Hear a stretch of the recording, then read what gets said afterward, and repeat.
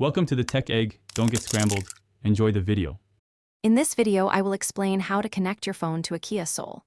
We'll cover the two main ways to integrate your smartphone: wirelessly via Bluetooth for calls and music, and through a USB cable for advanced features like Apple CarPlay or Android Auto.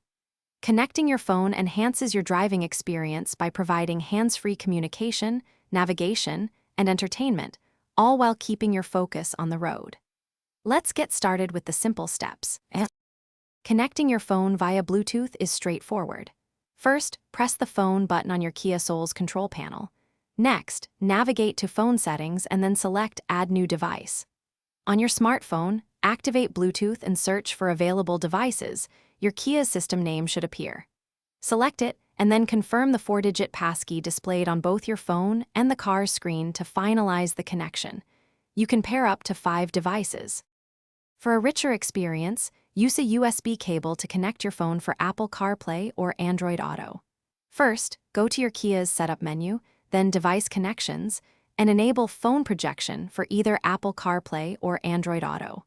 Plug your compatible smartphone into the USB port using a certified cable.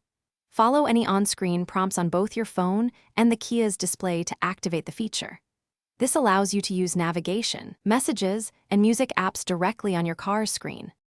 If you encounter connection issues, try these troubleshooting steps.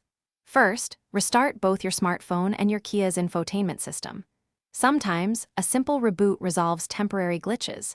Next, delete any old or unused paired devices from both your phone's Bluetooth settings and your Kia's system, then attempt to repair.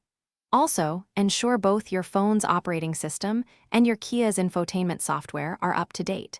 If using a USB connection, try a different certified cable. Thanks for watching. Consider subscribing if I helped unscramble your problems.